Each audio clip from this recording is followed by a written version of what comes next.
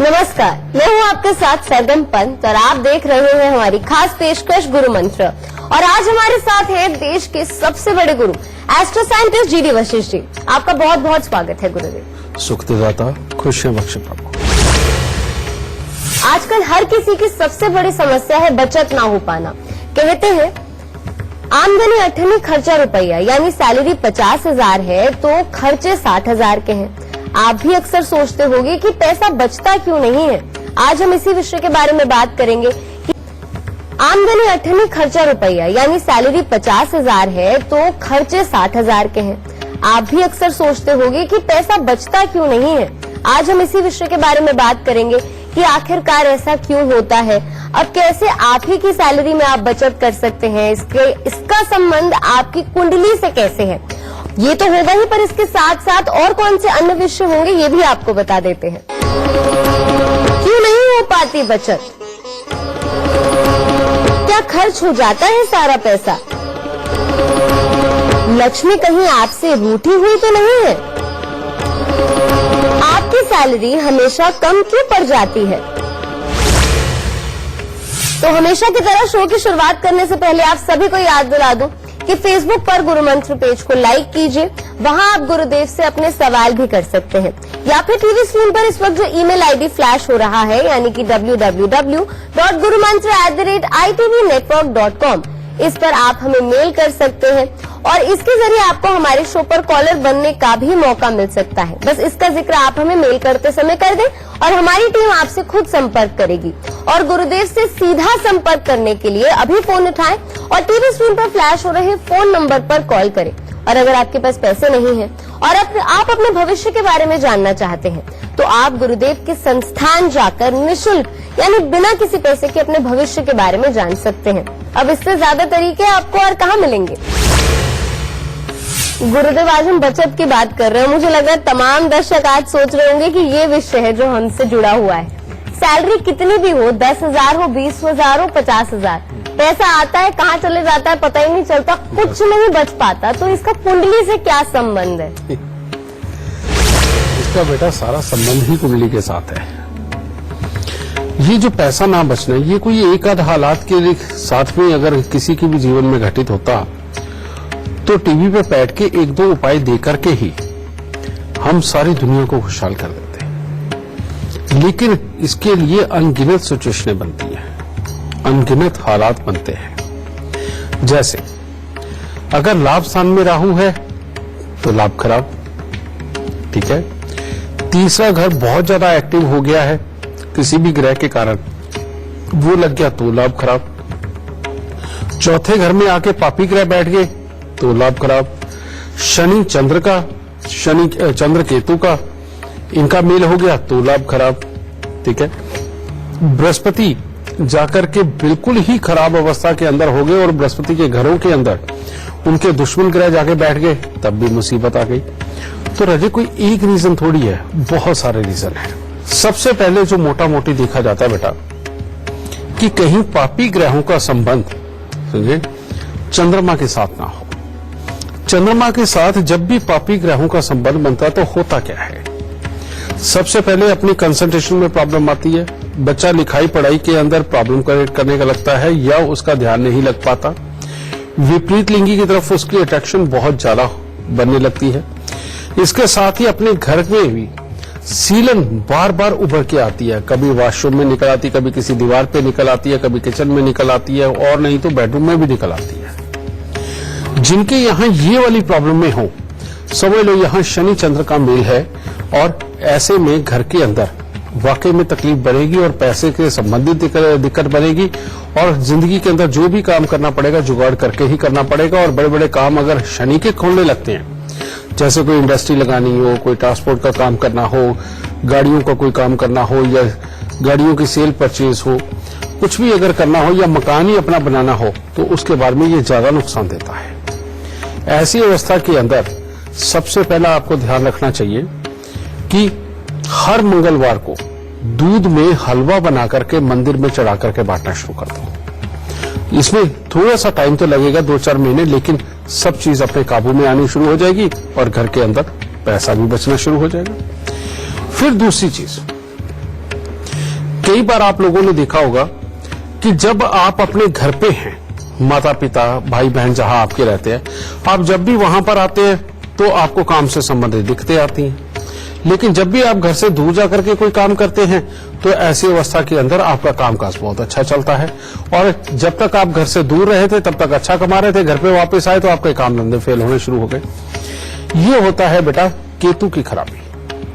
इसको ठीक करने के लिए अगर घर पे ही रह करके आपने कमाई करनी है तो अपनी जिंदगी के अंदर तुम्हें एक नियम बनाना पड़ेगा कि आपको मंदिर हर रोज जरूर जाना पड़ेगा और हर रोज कम से कम 3 केले या तो मंदिर में दे, अगर वो नहीं तो बृहस्पति की कोई भी चीजें, चाहे पीला चंदन आप मंदिर में दे सकते हैं, सूरजमुखी के फूल आप मंदिर में दे सकते हैं, किसी भी तरह का प्रसाद मीठे के रूप में आप ले जाकर के मंदिर के अंदर रख सकते हैं। आपको हर रोज मंदिर जाना बेहद जरूरी हो जाएगा और केले जितने दान देते जाएंगे उतना अच्छा भी रहेगा। और कान छिदवा के सोना धारण करना और हर रोज केसर का तिलक नाभि जुबान माथे पर लगाना ये बहुत जरूरी हो जाएगा। तब पूरी तरह से बचत वाले हालात फिर खड़े होंगे। फिर एक और चीज हो जाती है कि अगर घर में मंगल ही खराब है, मंगल सही मायने में अच्छे खासे और बड़े धन का कारक होता है। और एक आपको मैं और बात बता दूं कि जो शुभ मंगल होता है वो इतना ज्यादा भर के रुपया पैसा नहीं दे पाता। जो अशुभ मंगल होता है या बद मंगल होता है वो जब देता है तो बहुत भर के पैसा देता है। ठीक है, इसीलिए जब हम मंगल के सबसे बुरे रूप की बात करते हैं तो वो वहां पर प्रेडिक्शन आती है, कहते ऐसा बच्चा समृद्ध परिवार की दौलत को आग लगाने के लिए जन्म लेता है, यानी कि चौथे घर का मंगल जब वो बद भी हो जाए। ठीक है, उसका कारण ये कि वो उस बच्चे के आने से पहले या उसके आने के बाद में एकदम से घर के अंदर धन को लेके आता है और बाद में उसी बच्चे के पास से वो धन को खराब करवाता है। और वैसे भी लाल किताब भी बताती है कि जब भी मंगल में पूरी जान होगी तो तब धन मोटा आएगा। तो अब मंगल की जान, अगर घर में बीमारियां रहती हैं, खर्चे बहुत रहते हैं, अपनों के ऊपर ही खर्च हो जाते हैं, शुभ कार्य करते हो तो खुशी पूरी तरह नसीब नहीं होती, तो ये मंगल की खराबी गिनी जाती है बेटा। और तब भी धन की कमी बनी रहती है। ऐसे लोगों को दोनों ही काम करने चाहिए, मंगल के उपाय करके उसको दूर करना भी और मंगल को स्थापित करना भी। मंगल को स्थापित करने के लिए शहद का भरा हुआ मटका अपने घर पे रखो। हर मंगलवार को 8 गुड़ की रोटियां लगवा के बेटा पक्षियों को डालते रहो। ठीक है, ये दोनों उपाय साथ करके चलो। फिर कई बार क्या होता है, घर के अंदर किसी ने भी ग्रेजुएशन तक भी कंप्लीट नहीं की होती। लड़के 8वीं 9वीं 10वीं 12वीं में ही हट जाते हैं और लड़कियां कई बार हो सकता है कि ग्रेजुएशन के एंड ईयर में हो तब हट जाए, यानी कि पढ़ाई नहीं पूरी हो पाती। इससे आपको समझ आना चाहिए कि बृहस्पति पूरा खराब हो चुका है और ये पहले से ही चला आ रहा है। और ऐसे में क्या होता है, जो घर के बड़े बुजुर्ग रहे होते हैं, या तो उनकी 2 शादियां हुई होती है या जीवन में उनके पास से गलतियां भी हुई होती हैं, समझिए, जो कि मैरिड लाइफ को लेकर के होती हैं, उसकी वफादारी को लेकर के भी होती है। अगर इस तरह की सिचुएशन रही हो तो बेटा फिर बृहस्पति का पितृ दोष का उपाय समय समय पे करते रहो। और वो क्या है, अपने पूरे परिवार से बराबर के पैसे लेकर के किसी भी बुजुर्ग पंडित जी को देखो जिनके बाल बिल्कुल सफेद हों, बुजुर्ग हों और कर्म कांड करते हों, यानी कि रोज परमात्मा की सेवा करते हो, पूजा अर्चना करते हो, आप उनको जाकर के वो पैसे दें। साल में आप 1 बार 2 बार ये काम कर सकते हैं। उनको पैसे दे करके पांव हाथ लगा करके अपने घर के अंदर सुख, समृद्धि और ज्ञान का आशीर्वाद मांगे। और ये आशीर्वाद मांगना बिल्कुल ना भूलें कि आपके बच्चे बहुत अच्छी लिखाई पढ़ाई करें। ये अगर आप करते रहोगे तो अपने आप बृहस्पति प्रबल होता चला जाएगा और घर में रुपया पैसा भी खूब बचेगा और उसके बाद ही जिंदगी आपकी एक तरह की एक अच्छे ढर्रे पे आएगी। गुरुदेव, ऐसा क्यों होता है कि पैसा बहुत आता है, सैलरी भी बहुत अच्छी है, पर बचता कुछ भी नहीं है, पैसा पानी की तरह बहता रहता है? बिल्कुल। ऐसा क्यों होता है? इसका कुछ कर्मों का इससे कुछ कारण? कर्म तो बेटा हर चीज में ही आता है और आप कोई अच्छा काम करो, बुरा करो, जो भी कुछ करते हो उसमें कर्म तो इंक्लूड होता है। लेकिन एक लाल किताब के अंदर लॉ है कि 9वें घर से बादल उठते हैं, 10वें घर से वो पानी भरते हैं और दूसरे घर के पहाड़ से टकरा करके और चौथे घर पे वर्षा होती है और जिसमें फसल पैदा होती है। यानी कि यहां से जो आपको ज्ञान मिला, यहां से जो आपको वर्क एक्सपीरियंस मिला, वो आपने अपनी वाणी के जरिए दुनिया को दिखाया, बताया, अपने सीनियर्स को दिखाया और क्रिएट किया। इसको बोलते हैं 9वें घर से बादल बने, 10वें घर से पानी भरा और दूसरे घर के पहाड़ से टकरा के वर्षा हुई। तो अब तुम काम तो ये कर रहे हो, ये सारा सुख तुम्हारी किस्मत में है। लेकिन अगर जन्म कुंडली का चौथा घर, उसके अंदर कोई ग्रह नहीं है, आप जितनी मर्जी कमाई कर लो, करोड़ों रुपए की कमाई कर लो, अरबों रुपए की कमाई कर लो, उसके बावजूद बेटा चौथे घर में यानी कि पैसा नहीं जमा होता। और यही कारण है कि बड़ी बड़ी अरबों खरबों रुपए की कंपनियां भी हमेशा घाटे में ही चलती हैं।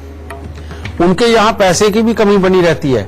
उनके यहां ये 3 योग तो संभव हो जाते हैं, लेकिन चौथा योग यानी कि चौथे घर का मालिक का खाली होना, बेटा वो पैसे को जमा ही नहीं होने देता। समझ गए? अब इसी तरह से काम बड़ा हो या छोटा हो, काम यही लौ आना है। ऐसे में हम मानते हैं कि चौथा घर सोया हुआ है, आराम कर रहा है, वो उठा नहीं, और उसी की वजह से फसल उगी नहीं और उसी के कारण पैसा जमा हुआ नहीं। और चौथा घर अगर जागृत ना हो, आदमी के पास मकान चाहे 10 हो, उसे अपने एक मकान का सुख भी पाना मुश्किल होता है। ज्यादातर या तो सफर में रहता है या मकान अपने छोड़ के अलग जगह ही रहना पड़ता है। ठीक है, चौथा घर जब खराब हो तो घर की सुख शांति भी में भी दिक्कत आती ही आती है, लेकिन बाकी सब कुछ होने के कारण दबी हुई रहती है। ठीक है, और पैसा जमा नहीं होता है। इसको जागृत करने के लिए चौथे घर में सबसे जो उच्च के ग्रह माने जाते हैं वो माने जाते हैं बृहस्पति। अगर आपकी सैलरी बहुत अच्छी है या कमाई बहुत अच्छी है, लेकिन एंड में ढूंढने पर आपको अपने घर में कुछ नहीं मिल रहा, तो बेटा सिंपल सा उपाय, 43 दिन लगातार 400 ग्राम चने की दाल जल प्रवाह कर दो। आपको करनी है, 1 साल तो ये किया, अच्छा रहा, आगे फिर हल्का पड़ने लगे, फिर 43 दिन कर दो, क्योंकि ये साल या 2 साल के बाद ही जरूरत पड़नी है दोबारा। ठीक है, आप इस कार्य को करते चले जाओ, आपके घर पे बचत अपने आप होने लगेगी, अपने आप वो बुद्धि आ जाएगी जो पैसे बचा करके आप लोगों को खुशहाल कर दे। गुरुदेव, इस विषय पे आपसे चर्चा जारी रखेंगे, पर इस वक्त हमारे साथ जम्मू से अंजू जुड़ गई हैं। जी अंजू जी, गुरुदेव साहब जो कुछ भी सवाल करना चाहती हैं, उससे पहले आप हमें अपने जन्म की तिथि, समय, स्थान इसी क्रमांक में बताकर फिर सवाल पूछ लीजिए, जो कुछ भी आपको पूछना है। मैंने अपने बेटे के बारे में आपसे कुछ बातचीत करनी है। इसकी जन्म तिथि है 11 नवंबर 1998 और टाइम है 8:34 AM और प्लेस है जम्मू। जी, क्या जानना चाहती हैं आप अंजू जी अपने बेटे के बारे में? गुरु जी, ये ना 2 महीने से विदेश में गया हुआ है। इसकी कैरियर के लिए मुझे थोड़ा सा गुरु जी से कुछ उपाय पूछने हैं कि थोड़ा सा कैरियर और स्टडीज के लिए वहाँ पे जाके सेटिंग हो जाए। अभी ये थोड़ा सा बहुत वहाँ पे इसकी सेटिंग में प्रॉब्लम आ रही है, कुछ ऐसा उपाय बताइए कि इसका कैरियर भी सेट हो जाए और वहाँ पे इसकी जॉब भी लग जाए अच्छी। बेटा, अभी मैं बात कर रहा था जिस चीज की, कि जिनका केतु तीसरे घर का संबंध ज्यादा रखता है उनको मंदिर जरूर जाना चाहिए, और ये जिंदगी की सेटलमेंट के लिए वाकई प्रॉब्लम देता है। फिर दूसरी बात, अब ये विदेश तो चला गया, वहां ये धन तो कमाएगा, और ये योग पिछली मार्च 2018 से ही ये शुरू हुआ है और इसने विदेश जाना ही था, और इसकी सेटलमेंट वहां पर लिखी है, और बल्कि वहां पर ज्यादा अच्छी लिखी है, घर पे आएगा तो बहुत अच्छी सेटलमेंट नहीं लिखी। पहले तो इसका इलाज करना पड़ेगा, और अगर ये इलाज नहीं करते इसको स्वास्थ्य से संबंधित भी दिक्कत आएगी बेटा। दूसरा है शनि 5वें घर का, जो पिता के सुखों के लिए भी कमी के योग बनाता है, या फिर पिता के साथ विचार नहीं मिलने देता और बच्चे के अंदर भी गुस्सा, इरिटेशन ये बढ़ा के रखता है। तो दूसरा इलाज इसका हो गया। तीसरा बेटा, इसके 12वें स्थान पर बैठे हुए सूर्य और शुक्र का मेल इसके स्वभाव और इसकी सेहत को बार बार खराब करेंगे, और ये भी शाही खर्चे कराते हैं। इसका इलाज करना जरूरी है।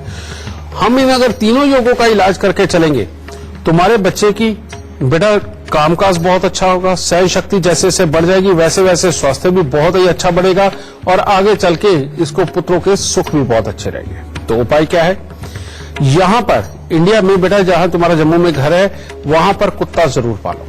अगर वहां पर कुत्ता रहेगा, उसकी मदद एक तरह की ग्रहों की उसको, तुम्हारे बेटे को इतनी अच्छी मिलेगी कि जिसके चलते हुए उसकी आधी से ज्यादा मुसीबतें तो वैसे ही कम हो जाएंगी। दूसरा उपाय है 43 दिन लगातार 4 पीले नींबू बिना दाग के वो मंदिर के अंदर देखे, और उसके बाद इस बच्चे को कहो कि जितना ज्यादा हो सके, जिस दिन भी टाइम मिले, ये बेटा वहां मंदिर में गुरुद्वारे में जरूर होके आए, अगर मंदिर गुरुद्वारा नहीं तो चर्च में हो, ठीक है, माथा टेक के आ जाए। दूसरा बात, फिर एक उपाय तुम्हें करना है, 43 दिन लगातार 8 साबुत बादाम मंदिर में चढ़ाने हैं, प्रणाम करके परमात्मा को 4 वापस उठा के लाने और घर में लाके लोहे के डिब्बे में रखते जाना है। जब ये 43 दिन कंप्लीट हो जाए तो इस डिब्बे को ढक्कन बंद करके एक अंधेरी जगह पे रखवा दो और इन बादामों को उस 1 साल के अंदर कोई ना खाए पिए, 1 साल तक तुमने घर पे रखने और 1 साल बाद उठा करके इनको जल प्रवाह कर दो और डिब्बा भी बाहर फेंकना। फिर अब तीसरा उपाय, हर रविवार को बंदरों को गुड़ खिलाना, गुड़ और गेहूं खिलाना, और साथ ही रोज अगर हो सके तुम्हारे, बेशक यहां पर माता पिता भी कर सकते हैं, भाई बहन भी कर सकते हैं, चींटियों को आटा जरूर डालते रहे, ठीक है। इतना सा उपाय करके देखो बेटा, इसकी किस्मत हर तरह से उत्तम हो जाएगी, स्वास्थ्य बहुत अच्छा रहेगा, कमाई होगी, और ये माता पिता भी कर सकते हैं, भाई बहन भी कर सकते हैं, चींटियों को आटा जरूर डालते रहे, ठीक है। इतना सा उपाय करके देखो बेटा, इसकी किस्मत हर तरह से उत्तम हो जाएगी, स्वास्थ्य बहुत अच्छा रहेगा, कमाई होगी, और ये परमानेंट बाहर सेटल होगा, इसको कोई दिक्कत नहीं आएगी। खुश है दादा। तो चलिए इससे पहले आगे बढ़े, हमारे साथ एक लाइव कॉलर जुड़ गए हैं, हमारे साथ गौरव कुमार श्रीवास्तव जुड़े हुए हैं आगरा से। गौरव, गुरुदेव से अपना सवाल करने से पहले आप हमें अपने जन्म की तिथि, समय, स्थान बता दीजिए और फिर सवाल पूछ लीजिए। मेरा नाम गौरव कुमार श्रीवास्तव है। मेरी डेट ऑफ बर्थ 3/7/1987, समय 4:40 शाम का। मैं अपने बिजनेस के बारे में जानना चाहता हूँ। मैं जो इस बिजनेस में काम करता हूँ तो मेरा बिजनेस सफल क्यों नहीं हो रहा है? बहुत ही बेहतरीन कुंडली है बेटा तुम्हारी। शर्त एक है कि जिंदगी में कभी भी चाल चलन की खराबी ना आए। अगर ये आई तो कुंडली बहुत बुरी, अगर ये नहीं रही तो बेटा जिंदगी में हर तरह से उत्तम हालात मिलेंगे। लेकिन एक बहुत बड़ी प्रॉब्लम है, तुम्हारी कुंडली के अंदर चंद्र ग्रहण है, वो भी 10वें घर का। 10वें घर में जब भी चंद्र ग्रहण होता है उस वक्त में कर्म स्थान ही एक तरह का अंधा हो जाता है, और जब कर्म स्थान अंधा हो जाता है तो कुंडली लगभग अच्छे ग्रहों की होते हुए भी कभी भी अच्छा फल नहीं देती और जिंदगी में भटकाव बना ही रहता है। ऐसे में स्वभाव और आदतें भी खराब होती, कर्म शक्ति बहुत ज्यादा होते हुए भी सक्सेस नहीं होती। एक तो ये चीज। फिर राहु के 4थे घर में होने से अपनी जिंदगी में एक नियम बना लेना कि तुम्हारे घर में, तुम्हारे खानदानी घर में भूल के भी कभी भी लकड़ी का, कोयले का या उपले वगैरह का कोई चूल्हा न चले, और तुमने जिंदगी के अंदर कभी भी कोई आग जला करके पकाने वाली चीजों का धंधा नहीं करना। यानी कि हीटर वगैरह जला के भी कई चीजें बनती है, प्लास्टिक का सामान बनता है और बहुत तरह का, वो भी नहीं बनाना, ठीक है। काम जो भी करना जिसके अंदर बहुत ज्यादा हीटिंग का प्रयोग ना हो, वही काम तुम्हें सूट करेंगे। और वैसे मैं तुम्हें बता दूं, अगर खट्टी मुठी चीजों का, चाहे गोलियां हो, चूरन हो या कुछ भी इस तरह की चीजें हैं, मैं नहीं जानता और क्या क्या हो सकती हैं, इनमें से किसी भी चीज का अगर तुम काम धंधा खोलोगे, चलाओगे, तो बेटा तुम जिंदगी में मालोमाल हो जाओगे, कोई कमी नहीं होगी। लेकिन पहले तुम्हें इनके उपाय करने हैं। ये उपाय अगर करोगे तो जिंदगी में अभी से ही बहुत अच्छी सेटलमेंट के योग आ जाएंगे, खास तौर पे सितंबर 2019 के बाद। तो उपाय क्या करना है? सबसे पहले 10 दृष्टिहीन दिव्यांग व्यक्तियों को साल में 1 बार या 2 बार खाना जरूर खिलाओ। अपने हाथ से थालियां उनके आगे रखनी है तुम्हें, यह चीज। दूसरा उपाय है, हर साल अपने जन्मदिन के बाद, और एक बार अभी कर देना, कि 9 दिन लगातार तवा, चिमटा या अंगीठी, इसमें से कोई एक चीज लेकर के चलते हुए साधु को दान देनी है। हर मंगलवार को 8 गुड़ की रोटी तंदूर में लगवा के कुत्ते और कौवों को डालनी है। और सिर्फ एक बार जिंदगी में ये उपाय करना पड़ेगा जो मैं बता रहा हूं। 43 दिन लगातार 60 ग्राम नाग केसर लेकर के जल प्रवाह करना। बेटा इन उपायों के बाद परमात्मा एक तरह की तुम्हारी किस्मत को पंख लगाएगा और तुम्हें अपनी मंजिल तक पहुंचा ही देगा। खुश रहे परमात्मा। तो चलिए गुरुदेव से बातचीत का सिलसिला हम जारी रखेंगे, लेकिन अभी हमारे साथ सत्यम जुड़ गए हैं, ग्वालियर से जुड़े हुए हैं सत्यम, गुरुदेव से आप अपना सवाल करें। उससे पहले आप हमें अपने जन्म की तिथि, समय, स्थान बताकर फिर सवाल पूछ लीजिए और इसी क्रमांक में बताइएगा। नमस्ते गुरुजी, मेरा नाम सक्षम शर्मा है, ग्वालियर का रहने वाला हूँ और मेरा जन्म स्थान कैलारस है और मेरा जन्म तिथि 23 अगस्त 1998 है। मेरा क्वेश्चन आपसे ये है कि मैं जिस अपनी फील्ड में तैयारी कर रहा हूँ गवर्नमेंट सेक्टर के लिए, मैं एमपीएसआई बनना चाहता हूँ, क्या मुझे उसमें सफलता मिलेगी या नहीं मिलेगी? बेटा तुम्हारी कुंडली के अंदर जो योग है ये सरकारी नौकरी के लिए भले ही थोड़े कमजोर हो, लेकिन ये वैसे जिंदगी के अंदर काम धंधे के लिए, सुख के लिए, इज्जत के लिए, बड़े नाम के लिए बहुत ही अच्छा है। एक तो मंगल बुध शुक्र का मेल इस तरह का तुम्हारी कुंडली के अंदर बैठ गया जो तुम्हारी कर्म शक्ति को बढ़ाता है। गुस्से को भी बढ़ाएगा लेकिन कर्म शक्ति को भी बढ़ाएगा, तो ये बहुत अच्छा है। दूसरा, सूर्य ऐसे स्थान के ऊपर, कहते हैं कि कुछ भी सही मायने में तो तुम्हें मैनेजमेंट सीखनी चाहिए किसी भी चीज की, और मैनेजमेंट को सीख के आप किसी भी चीज में अगर जाते हो तो उसके अंदर दिमाग ऐसा काम करेगा कि आप दूसरों से अलग सोच करके उस काम को बहुत स्पेशल तरीके से करेंगे। ये योग हर किसी की किस्मत में नहीं होता बेटा, बहुत रेयर पर्सनों में होता है। फिर जो सबसे बड़ी बात कि शनि तुम्हारा ऐसे अच्छी जगह पे बैठा हुआ है जहां पर मकानों के सुख, कमाई के सुख, सब कुछ देता है, और इंसान के दिमाग में ऐसी बुद्धि देता है कि कौन सा हिस्सा फायदे वाला रहेगा और कौन सा हिस्सा नुकसान वाला रहेगा। ये कुदरत ही ऐसी बुद्धि देती है कि ऐसे इंसान को पहले ही पता होता है। समझिए, आप डिसीजन ही वो लोगे जहां पर पहले पैसा विराजमान हो और जिसने आगे बढ़ना हो। तो इस तरह की अगर अच्छी कुंडली है तो तुम्हें इसीलिए निश्चिंत हो जाना चाहिए। अगर सरकारी नौकरी के योग नहीं भी है तो तब भी बेटा तुम जिंदगी के अंदर सफल रहने वाले हो। लेकिन उपायों में सबसे पहले बेटा तुम शनि के दान कभी मत करना। पूरा साबुत काले चने, सरसों का तेल, काला कपड़ा, लोहा कुछ नहीं दान देना। उल्टा थोड़े से साबुत बादाम लो, छिलके सही जो होते हैं, उनको हल्दी से पीला करके और लोहे के डिब्बे में डाल के घर के अंधेरे कमरे में रख दो। वो बादाम जितने पुराने होते चले जाएंगे तुम्हारे घर में उतने ही सुख पड़ेंगे।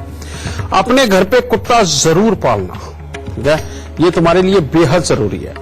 और इसके बाद नमकीन कभी ज्यादा मत खाना। तुम जितना नमकीन, चटपटा ये सब खाने लगोगे, वो जो होते हैं भल्ले, गोलगप्पे, चाट पापड़ी, ये अगर खाने लगोगे तो तुम बीमार भी होगे, एक्सीडेंट भी होगा और कमाई के साधन भी दिमाग में आने बंद हो जाएंगे। तो इसलिए नमकीन चटपटे से जितना ज्यादा दूरी बना के रखोगे तुम्हारे लिए उतना ही अच्छा। और हर चंद्र ग्रहण पे 4 नारियल पूजा वाले और 400 ग्राम साबुत बादाम लेकर के बेटा ये जल प्रवाह चंद्र ग्रहण के मध्य में ये करते रहो। इसके बाद सारी जिंदगी हर रविवार को 400 ग्राम गुड़ जल प्रवाह करते रहना। जीवन के अंदर इतनी अच्छी तरक्की मिलेगी कि जितनी तुम सोच भी नहीं सकते। और जब तक तुम्हारे घर पे कुत्ता रहेगा तुम्हारा और तुम्हारे काम का नाम सदा बड़ा होता चला जाएगा। तो इन उपायों को करो, डरने की कोई जरूरत नहीं। तो चलिए इसी के साथ वक्त हो गया है एक छोटे से ब्रेक का, पर कहीं मत जाइएगा, फौरन हाजिर होंगे।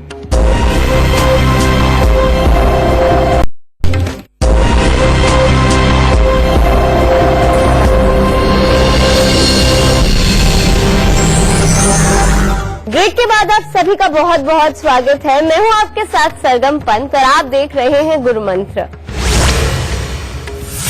गुरुदेव, घर वालों को क्या करना चाहिए और क्या नहीं करना चाहिए ताकि उनके घर पे पैसे की कमी कभी ना हो? इसी के लिए हमारे बुजुर्गों ने इन संस्कारों का निर्माण किया था कि औरत को कब कब क्या क्या करना चाहिए, ठीक है। लेकिन औरतों के बदले दिया क्या उन्होंने जानबूझ के पूजा पाठ के कि औरत को कब कब क्या क्या करना चाहिए, ठीक है। लेकिन औरतों के बदले दिया क्या उन्होंने जानबूझ के पूजा पाठ के उन्होंने विधान बनाए, उन्होंने व्रतों के विधान बनाए, उन्होंने घर पे कीर्तन करने के विधान बनाए, ठीक है, और कीर्तन पे दूसरों के घरों पे जाने के विधान बनाए। साथ में औरत को ये खास तौर पे ये बताया गया कि घर पे कोई भी आए माथे पे त्रिवेणी नहीं आनी चाहिए और जो भी आए उसे उसकी बहुत सेवा करनी है। मंगल को बहुत अच्छा रखने के लिए कहते हैं घर पे कैसा भी मेहमान आए, कोई भी हो कैसा भी हो, उसको बहुत श्रद्धा से चाय पानी और खाना उसको जरूर दो। और घर पे आए हुए भिखारी को कभी खाली हाथ मत जाने दो, भले ही अचार के साथ एक रोटी पकड़ा दो। समझिए, ये करना बहुत जरूरी होता है। ये जो उपाय मैं बता रहा हूं बेटा, हालांकि ये दिल के साथ संबंध रखता है, नरम दिली से, लेकिन ये एक बहुत बड़ा उपाय है कि घर पे अगर कोई मांगने आ गया तो उसे खाली हाथ ना जाने दिया जाए, ठीक है। एक तो ये। दूसरी बात, समय समय के ऊपर जितने भी तुम्हारे घर में कसम होते रहे हैं, जिन देवी देवताओं को तुम्हारे बड़े बुजुर्ग पूजते रहे हैं, उनके उन कर्मों को कभी मत छोड़ो। बहुत सारे लोग अपने जठेरों को भूल चुके हैं, शादी विवाह पे जहां पर जाकर के माथा टेका करते थे उनको भूलने लग गए हैं। जो हमारी मां दादी पहले व्रत या पूजा किया करती थी उनको छोड़ते चले जा रहे हैं। ये एक ऐसे कारण है, जब तक आप इनको छोड़ते चले जाओगे और इसका दुख जिंदगी के अंदर जरूर पाओगे। जब जब उनको अपना करके चलोगे, घर से समृद्धि जा ही नहीं सकती। चाहे व्रत करो, चाहे पूजा पाठ करो, कीर्तन करो, कुछ भी करो, बेटा एक उसमें कॉमन चीज है, और वो क्या है कि किसी न किसी रूप में कोई ना कोई प्रसाद बनके हमारे घर से जाता ही जाता है। वही जो प्रसाद के रूप में हम मंदिर में या कीर्तन की जगहों पे लेकर के जाते हैं, परमात्मा को अर्पित करते हैं या पंडित जी को दे करके आते हैं, इसको आप इस तरह से कभी मत लो कि हम ही क्यों दें। ये तो जब तक तुम अपने घर से ले जाकर के देते रहोगे, परमात्मा तुम्हारे घर पे हमेशा समृद्धि के फूल खिलाई रखेगा। ये जब भी कंजूसी वश या सामने वाले में कमी निकाल करके तुम बंद तो करके देखो, ये उसी वक्त खराब हो जाएगा। अभी पिछले दिनों के अंदर एक बहुत बड़े एग्जाम्पल रहे, वो एग्जाम्पल मैं आपको बताता हूं क्या। बहुत सारे बीच में लोग ऐसे भी रहे जिनको दुनिया गुरु मानती रही और सब कुछ ठीक चलता भी रहा, लेकिन बाद में पता चला नहीं, गुरुओं के द्वारा ही कुछ न कुछ ऐसे काम हुए कि जिसकी वजह से वो गलत साबित हुए। लेकिन जो उनके भक्त रहे, जिन्होंने अपनी अनन्य भक्ति उनके अंदर बना करके रखी और वो सच्चे मन से परमात्मा का नाम लेते हुए भी गुरु को प्रणाम करते रहे, आप देखेंगे उनके जीवन के अंदर जो सुधार रहे वो नहीं बिगड़े, उनका कुछ ना कुछ अच्छा ही हुआ है। इसे बोलते हैं दिल का साफ होना, और जो साफ दिल होता है उसमें परमात्मा आकर के स्वयं वास करते हैं। आपका जिस पे विश्वास है, अगर वो धोखा दे भी दे तो बेटा आपको अपना कर्म नहीं बंद करना, आप अपना कर्म करते चले जाओ, क्योंकि आप साफ मन से हैं तो आपको परमात्मा भर भर के देगा। आप अपने मन में मैल ले आओ, अपने कर्मों को बंद कर दो, और खास तौर पे ये दान पुण्य के नाम पे और पूजा पाठ के नाम पे जो कर्म आपकी जिंदगी में थे, इनको आप छोड़ के देखो, अपने आप परमात्मा कमी करनी शुरू कर देगा। तो जिसने जो किया उसको परमात्मा देखेगा, लेकिन आप जो अपना कर्म करते आए आप उसको देखते चले जाओ। आप जिंदगी में ऐसा हो ही नहीं सकता कि आपके घर के अंदर समृद्धि ना आए, समझ गए। तो जितने आध्यात्मिक और साफ दिल बन के रहोगे, जितने अध्यात्मवाद को सपोर्ट करोगे, बेटा ये अध्यात्मवाद की बात नहीं है, बात ये है कि ये वो तरीका है जिससे कि हमारे घर में सही मायने में समृद्धि हमेशा बन के रहती है। कहते हैं ना, जो बोल नहीं सकते बेजुबान है, जो जीव है, समझिए ये पशु पक्षी हैं, आप इन पर जितनी दया दिखाओगे परमात्मा आप पर उतना ही खुश होगा। ये बात बिल्कुल सत्य है। आप जब इनको कुछ भी खिलाने के लिए, इनकी मदद के लिए जब इनके माहौल में जाते हो तो उनके शरीर में से जो ऊर्जा निकलती है, हो सकता है वो आपके लिए वरदान हो। तो इसलिए अपने इन कर्मों को कभी बंद मत करो, आपके घर से समृद्धि जा ही नहीं सकती। गुरुदेव कहते हैं कि तरक्की के लिए पैसे बहुत ज्यादा जरूरी होते हैं, पर आप इसे किस तरीके से देखते हैं? आपको क्या लगता है कि पैसा ज्यादा जरूरी है या तरक्की? दोनों एक दूसरे से कैसे जुड़े हुए हैं? बेटा कई लोगों का तुमने दुनिया के अंदर देखा होगा, नाम बहुत बड़ा होता है लेकिन पैसा उतना बड़ा नहीं होता उनके पास, समझिए। और बहुत सारी दुनिया ऐसी है जिनके पास पैसा बहुत होता है लेकिन उनका नाम कोई जानता तक नहीं, ठीक है। ये अपनी किस्मत पे ही आधारित है। और मेरा मानना यह है कि जिंदगी के अंदर आपके अच्छे कर्मों का नाम होना ही आपकी सबसे बड़ी कामयाबी माना जाता है, क्योंकि ये नाम होना, पैसा तो कोई भी किसी भी जरिए से कमाया सकता है, लेकिन अच्छे कर्मों की गिनती के अंदर दुनिया तुम्हें जानती हो, ये वाला कमाई बेटा सबसे बड़ी होती है। पिछले समय के अंदर एक खास बात बोला करते थे कि इज्जत नहीं जानी चाहिए, पैसा भले चला जाए। लेकिन आज का जमाना उल्टा हो गया है कि इज्जत भले चली जाए, पैसा नहीं जाना चाहिए।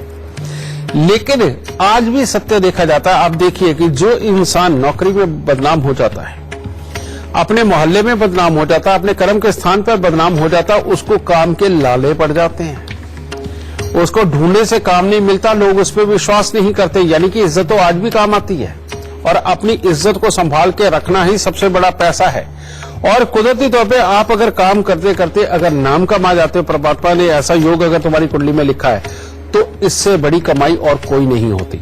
रही बात बेटा, चाहे 100 करोड़पति हो जाओ, चाहे 1000 करोड़पति हो जाओ, और चाहे लाख रुपए महीने कमाने वाले हो जाओ, चाहे 20,000 रुपए महीना कमाने वाले हो जाओ, आपको अपनी जिंदगी इस तरह से चलानी है कि जितना पैसा आ रहा है बस उसी के दायरे में जो जीना सीख लेता है और तरक्की के लिए रोज ईमानदारी से जो प्रयास करता है, बेटा इससे बढ़िया जिंदगी और कोई नहीं होती। अपने प्रयास के अंदर आप अपने बड़े बुजुर्गों से, अपने गुरुओं से, अपने कुलीग से सलाह लेकर के रोज कोशिशें करो, लेकिन साथ में अपनी जन्म कुंडली के उपाय करो, ताकि अगर कोई बाधा है आपकी तरक्की में तो वो हट जाए, समझे। और इसके लिए बेटा हमारे यहाँ पर आप जब मर्जी आ सकते हो और फ्री में अपने बारे में जान करके आप अपने लिए उपाय लेकर के जा सकते हो, लेकिन उसके लिए आपको आना पड़ेगा हमारे ऑफिस, ठीक है। और दूसरी बात, जो भी इंसान परमात्मा की शरण में होता है, बड़े बुजुर्गों की इज्जत करने वाला होता है, उसके घर की कमाई चाहे जो मर्जी हो, लेकिन समृद्धि उसके घर में सदा ही वास करती है। और इसीलिए बेटा कभी भी अपने गुरुओं की, अपने बड़े बुजुर्गों का अनादर कभी मत करो, अपने बड़ों का अनादर कभी मत करो। सदा जो अपने बड़ों के झुक करके पूरी तरह से पांव हाथ लगा करके आशीर्वाद लेने का आदी बन जाता है, अगर उसकी किस्मत में कोई 4 दिन बुरे आ भी गए तो परमात्मा उसको 16 दिन सुख के देगा, समझे, और उसको बढ़ाएगा ही बढ़ाएगा। मैंने 4 दिन इसलिए कहा कि नंबर 4 राहु का होता है कि अगर कोई खराबी आ भी गई, और मैंने 16 दिन इसलिए कहा है क्योंकि बृहस्पति इसी अंक के साथ जुड़े हुए हैं। हालांकि 16 के साथ 60 बनता है, लेकिन केतु है जो बृहस्पति के चेले हैं। तो ये छोटे छोटे ज्ञान भी आपको साथ के साथ मैं देता रहूंगा। तो बेटा ये अगर आप करते रहोगे, जिंदगी में ऐसा हो ही नहीं सकता कि आप खुशहाल ना रहें। अपने मन को हमेशा तसल्ली दे करके रखो कि वो उड़े नहीं, और उस उड़ने की चाहत में कहीं कोई बुराई अपने मन में मत पनपने दो। जिंदगी में शिद्दत के साथ जीना, बिना टेंशन के जीना, ये सबसे अच्छी और सबसे खुशहाली वाली जिंदगी होती है। ताता सुख। तो चलिए इससे पहले आगे बढ़े, हमारे साथ करण जुड़ी हुई है जालंधर से। जी गुरुदेव से आप जो कुछ भी सवाल करना चाह रही हैं, उससे पहले आप हमें अपने जन्म की तिथि, समय, स्थान बता दीजिए, फिर सवाल पूछ लीजिए आप। तो मैंने इसके ना काम के बारे में पूछना है। डेट ऑफ बर्थ किया 25 दिसंबर 1996, 1 PM टाइम जलंधर। क्या सवाल है आपका, क्या पूछना चाहते हैं आप? वो ना कैरियर के बारे में पूछना है, उसकी सेटिंग नहीं हो रही है, काम कर रहा है, वो रेडीमेड कपड़े की दुकान है ना, उसको काम सीख रहा है। तो अब 2 साल हो गए, काम तो सीख लिया है, आप इसकी सेटिंग के बारे में पूछना है कि कब होगी, कपड़े की ठीक रहेगा इसका काम, और कब शॉप चलेगा। बेटा इसको गुस्सा कितना आता है और इसके पेट में गैस एसिडिटी कितनी बनती है? गैस तो उसके पेट में बहुत दर्द रहती है, महीने में एक बार तो उसके पेट में दर्द रहती है। बिल्कुल, यही एक ग्रह ऐसा है जो इसके पत्नी के सुख, इसके पुत्र के सुख, इसकी कमाई के सुख और इसके स्वभाव के सुख, इन सबको खराब कर रहा है। अगर इस ग्रह योग का इलाज करके चलोगे तो बेटा इसकी कुंडली इतनी अच्छी है कि जिसके अंदर कहा गया है कि भाग्यवान, जिसके पास हर तरह की समृद्धि और काम का सुख हो, लेकिन सिर्फ इसकी एक वजह से, इस एक ग्रह की वजह से माँ और बेटा दोनों को दुख तकलीफ लिखी हुई है, और बाद में पुत्र और पत्नी के सुखों में भी दिक्कत लिखी हुई है, और पेट के अंदर पहले गैस, एसिडिटी, कब्ज वगैरह, और बाद में बुढ़ापे में जाके किडनी या लीवर की दिक्कत, ये भी लिखी हुई है। इसके लिए सबसे पहले तो इसको ये चीज चाहिए कि जब भी मौका मिले, यानी सुबह, दोपहर, शाम, जब भी इसने खाना खाना हो तो ये रसोई घर के अंदर बैठ के ही खाना खाए। ये पहली बात। दूसरी बात, यहां पर मिट्टी के लोटे के अंदर देसी खांड भर के उसको वीरान जमीन के अंदर दबाए। और दूसरा, हर मंगलवार को कन्याओं को मिश्री वाला दूध दे। और तीसरा, यहां पर बुधवार के दिन बकरी को अगर ये काले चने देता रहेगा तो इसके लिए बहुत उत्तम होगा। और अगर कन्याओं को दूध मिश्री ना दे सके तो दूध चावल उनको दान में देता रहे, छोटी छोटी कन्याओं को। ये इसके लिए सबसे उत्तम उपाय है बेटा। फिर तीसरी बात, इसको जिंदगी में कभी भी शनि के दान नहीं करने। उड़द साबुत, काले चने, सरसों का तेल, काला कपड़ा, लोहा, अगर ये चीजें दान देता रहा तो इसके लिए बहुत बड़ी मुसीबत हो जाएगी, ठीक है। और ऐसे में कामकाज खराब होगा। शादी से पहले अगर ये गाय का दान करेगा तो इसके लिए सर्वोत्तम रहेगा और जिंदगी के अंदर ये बहुत आगे बढ़ेगा। और किसी भी सूरत में 26 साल की उम्र क्रॉस होने से पहले इसको शादी बिल्कुल नहीं करनी। 26 के बाद करेगा, अच्छा रहेगा। जब तक ये दूध चावल का दान जिंदगी भर चलता रहेगा तब तक ये जिंदगी खुशियों में गुजारेगा। जब ये बंद करेगा वहीं पे मुसीबतें फिर आ जाएंगी। तो इन उपायों को करा ले बेटा, पहले नौकरी और बाद में ये अपना काम जरूर करेगा और जिंदगी में बहुत अच्छा खुशहाल रहेगा। सुख दे परमात्मा। गुरुदेव, समय तो समाप्त होने वाला है, पर जाने से पहले आपसे आग्रह करेंगे कि हमारे दर्शकों को आज का खास गुरु मंत्र आप जरूर दें। बेटा, बात कमाई की हो रही है और बचत की हो रही है, और ऐसी बहुत सारी दुनिया है कि पहले तो सब कुछ चलता रहता है, थोड़ा थोड़ा कर्जा बढ़ता रहता है, तो तब तक उनको फील नहीं होता। लेकिन होता क्या है कि धीरे धीरे करके कर्जा का ढेर भी बड़ा हो गया और अचानक कामकाज के ऊपर चोट आती है, जिसके कारण एकदम से ब्लास्ट होता है और जिंदगी बिखर के रह जाती है। और उसमें लेनदारों के तांते बहुत लग जाते हैं और इंसान के पास काम नहीं होता और समझ भी नहीं आता कि करे तो करे क्या। इसे कहते हैं कि पापी ग्रहों की वजह से चंद्र, मंगल, बृहस्पति खराब हो गए और कोई ना कोई खराबी के कारण ये बना गए। जब भी कभी इस तरह के हालात हो, कर्जा भी बड़ा हो, काम बंद हो चुका हो, कुछ समय ना आता हो और लेनदारों का तांता लगा हुआ हो, तो उसके लिए उपाय क्या करना चाहिए? सबसे पहले 43 दिन लगातार मीठे पीले चावल बनाकर मंदिर चढ़ा करके गरीबों में बांटे। घर में क्लेश हो तब भी यही उपाय काम आएगा, ठीक है। खासतौर पे मियां बीवी के बीच में क्लेश हो तब भी। फिर उसके बाद हर मंगलवार को दूध में शहद मिला करके वो मंदिर के अंदर चढ़ाते रहें, ठीक है। और शनिवार के दिन एक नारियल, थोड़े से साबुत बादाम लेके सरसों का तेल लगा करके वो दान दे, नहीं तो उड़द साबुत को ही सरसों का तेल लगा करके वो दान देना शुरू कर दो। और बुधवार के दिन खास तौर पे बेटा, आप जितना ज्यादा कबूतरों को दाना डाल सकते हो उतना ही अच्छा है। और कबूतरों को अगर खास तौर पे बाजरा डालते हो तो इससे उत्तम और कुछ भी नहीं होगा, ठीक है। आप इन उपायों को करके देखो, इससे घर के अंदर सुख समृद्धि भी बढ़ेगी, आई हुई अचानक मुसीबतें भी टल जाएंगी और फौरन जीवन के अंदर तुम्हें रास्ते मिल जाएंगे जो तुम्हें एक अच्छे स्थान पे ले ही जाएंगे। और जब तक ये दूध में शहद डाल के मंदिर में देते रहोगे, परमात्मा ने चाहा कर्जा भी उतनी जल्दी उतरता चला जाएगा। दाता खुश रहते। आज का एपिसोड देखने के बाद हम उम्मीद करते हैं कि अब आप भी बचत कर पाएंगे और पैसे से संबंधित जो कुछ भी परेशानी का सामना आपको करना पड़ रहा है उससे भी आपको छुटकारा मिलेगा। गुरुदेव, हमारे दर्शकों का मार्गदर्शन करने के लिए और उन्हें लाभ की जानकारी देने के लिए आपका बहुत बहुत शुक्रिया। माता रानी सबको सुखी रखे, सबको खुशहाली बख्शे और सदा तंदुरुस्ती बख्शे। तो चलिए आज के लिए बस इतना ही, लेकिन कल हम एक बार फिर से हाजिर होंगे एक नया विषय लेकर। आपके सवाल होंगे, जवाब भी होंगे गुरुदेव के। तो बस आप देखते रहिए गुरु मंत्र और अभी के लिए दीजिए मुझे इजाजत। नमस्कार।